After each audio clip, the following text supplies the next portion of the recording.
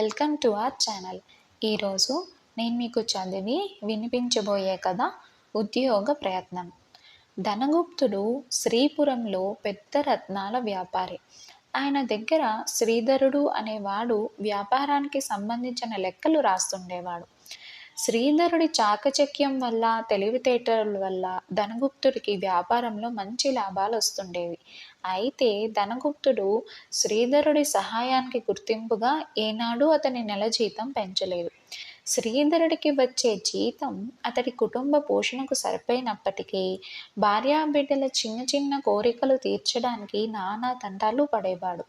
శ్రీధరుడు తన యజమాని ఏదో ఒకనాడు జీతం పెంచుతాడని ఎంతో కాలం ఎదురు చూశాడు. కానీ అలా జరగకపోయేసరికి మరొక రత్నాల వర్తకుడి వద్ద అధిక వేతనం మీద ఉద్యోగం కోసం ప్రయత్నించసాగాడు. కోమలపురం రత్నాల వ్యాపారి అనంతగుప్తుడు శ్రీధరుణ్ణి వ్యాపారానికి సంబంధించిన అనేక ప్రశ్నలు అడిగి అతడిచ్చిన జవాబులకు సంతృప్తి పడ్డాడు. ఆయన శ్రీధరుడికి ఉద్యోగం ఇవ్వదలుచుకొని ముందుగా అతడి యజమాని ధనగుప్తుణ్ణి కలుసుకున్నాడు.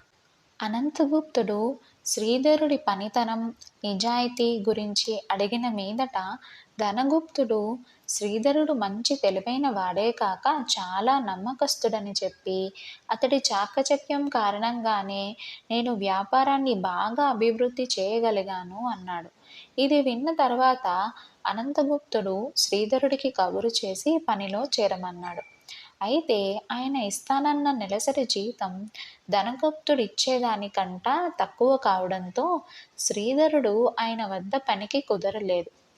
శ్రీధరుడు ఈసారి కామాక్షిపురంలో చంద్రగుప్తుడు అనే రత్నాల వ్యాపారి దగ్గరికి పోయాడు. చంద్రగుప్తుడు కూడా శ్రీధరుణ్ణి వ్యాపారానికి సంబంధించిన అనేక విషయాల గురించి ప్రశ్నించి అతడిచ్చిన జవాబులకు తృప్తి చెందాడు.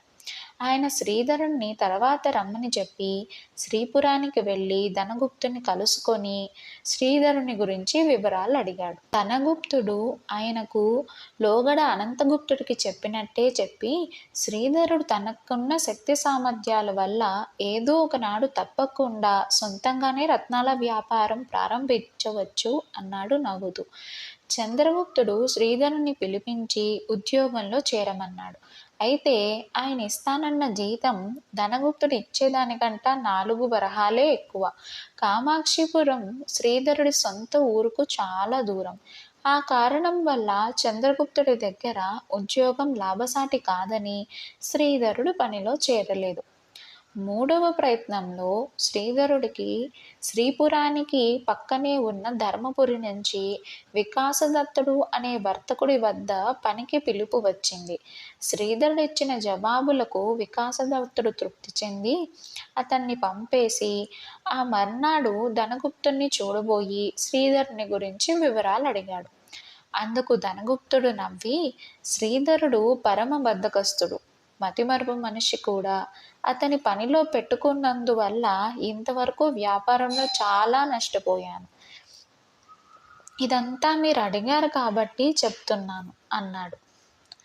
నిజం చెప్పి నాకు చాలా మేలు చేశారు అని వికాసదత్తుడు వెళ్ళిపోయాడు.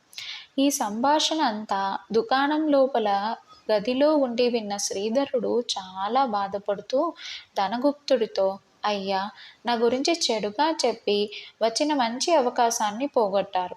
అలా ఎందుకు చేశారో అర్థం కావటం లేదు అన్నాడు. ధనగుప్తుడు శ్రీధరుడి భుజం తట్టి, ఇంతకు ముందు నువ్వు 2 వర్తకుల వద్ద పనికి ప్రయత్నించావు.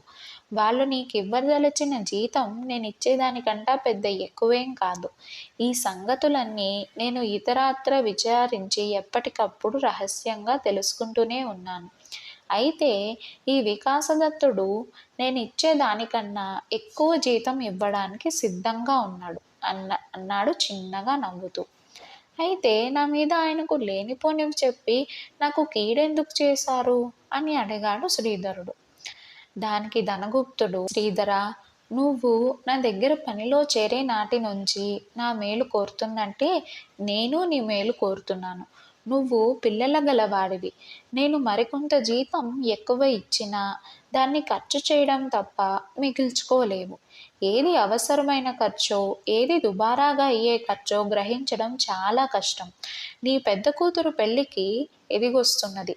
అందుకు గాను కొంత డబ్బు నీ పేర దాస్తున్నాను. అంతేగాక ఈ నెల నుంచి వికాసదత్తుడు నీకు ఇవ్వదలచిన జీతం నేనే ఇస్తాను, సరేనా అన్నాడు. ఇంతకాలంగా తన యజమానిని తప్పుగా అర్థం చేసుకున్నందుకు శ్రీధరుడు బాధపడుతూ ధనగుప్తుడికి తన కృతజ్ఞతలు